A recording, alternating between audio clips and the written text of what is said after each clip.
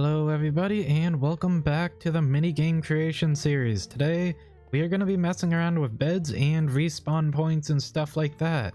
So let me quickly here go over what we're going to do. So basically we need them to, when they die, respawn. Then we need to make them get locked in a room. And then we want that room to then open up and release them after a random amount of time. So that is what we are going to be doing today. Right over here we have a nice bed just waiting here for us to rest in it. Now the way beds work is like this. They will not spawn you anywhere. If I set my spawn point, if I'm close enough, just like that, it should be set now. If I do /kill, then my bed will be missing or obstructed. So yeah, that won't work. But if you do this, then you will spawn right here, and this is the only place you can spawn.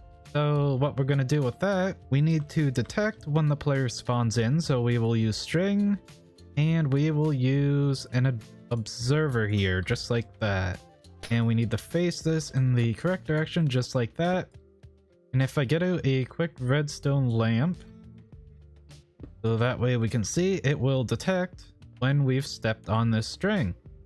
That way, when we die and we respawn, after we set our spawn, of course, you gotta remember to do that, otherwise it doesn't work. So set your spawn, then you /kill yourself, and there we go. We have spawned right here. So as you can see, that works out pretty great. So what we need to do now is we need to set up a door. Basically lock you in. So this needs to send a signal to a door, lock the player in, and that is the first step to this whole operation here. And with that there guys, a quick and easy piston door has been set up. Now, as you may notice, I raised the observer here up one block.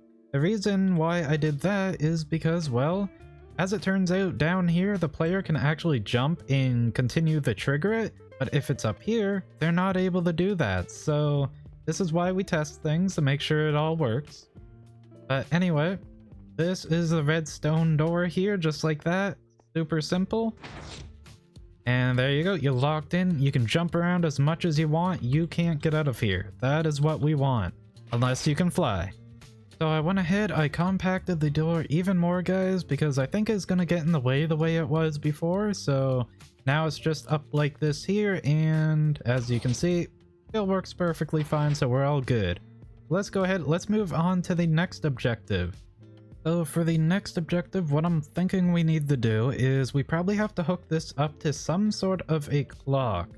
Now, I'm pretty bad at explaining, so I'm just gonna have to explain it once I'm able to show you. So a little while later, and I finally finished it guys, so let me kind of show you what I made here. So the idea is, when this block is powered, this here will be stuck right in here, this item. So basically, that is the on-off switch, and the way that works is, well, when you put a piston here, it will quickly reach out and then leave an item behind, and that's going to be the on and off switch. So when somebody's in there, it'll quickly make the piston reach out and then pull an item back, is the idea, and that'll turn this on. And when this is turned on, well, let's do that real quick. The item will go back and forth. And then right here, this is the randomizer. So basically when these items go in, you get a block, like a 1 block redstone signal. When the sword goes through though, you'll get a strong enough signal to basically reach here and turn off the redstone torch. And you just, detect that because it shoots up through here into the hopper basically. Yeah, when this here turns off, that'll start up the clock. There's 23 items in the clock, and when all 23 items make it to this hopper, that is just enough to get the signal to go to right here, basically. And that will then go through this repeater here, through a pulse extender, and then that'll turn off the door just long enough for the player to react and get out. So yeah, that is how it works, and now we gotta actually hook it up to the door and test it all out. So let's go ahead, let's do that. Okay, so everything is officially set up. I have everything hooked up, so let's go ahead, let's test this thing out. So hop on in the chamber here, and let's see if it'll let us out. Oh, it's already started. Okay, we got really lucky with the sword there. Alright, cool. So in a few seconds, we should be able to get out. Yeah, just like that, and there we go. Nice. So that is working. Perfect. And now that we left the chamber, that has been shut off. So I should probably mention this, but if you are making a mini game and you want to use this thing here as well, then a way you can extend it is just one, add more items in here. That'll extend the amount of time they are in there. And if you add more here, then that adds more of a chance that the timer to let them out will not start. So that'll also make them be in there longer potentially. And I guess another thing you can do, like this here, this is really quick, so it's shooting items up through here really quickly. So you could add a longer hopper fader, whatever you'd call it, basically a longer hopper chain, and that will also make it longer as well. So just a few ways in case the timing they're locked in there is a little bit too short for your liking. One thing here that we should probably test out is what happens if two mobs end up in here. So basically, are we gonna have to set up multiple of these per base or whatever, or can we just use one? That is what I'm thinking right now. So basically, let's test this out. I don't have any friends to test this with, so I'm gonna have to use a villager. So we throw the villager in, and then we go in. Oh, let's get in the right camera angle. There we go, so we can see everything. Yeah, it looks like it's still on, so that is good. And we are able to be let out. Now, if that villager came out, that then would have triggered that, I bet. So the villager is stuck in there, but if he walks out, I'm gonna assume that that would go back in place. Come on out here, little villager. Maybe I should have gotten a pig and had like a lead.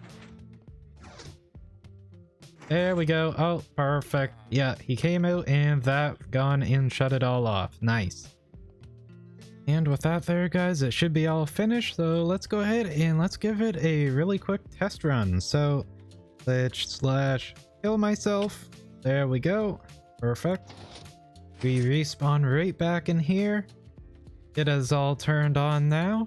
Now we just gotta play the waiting game. And any second now.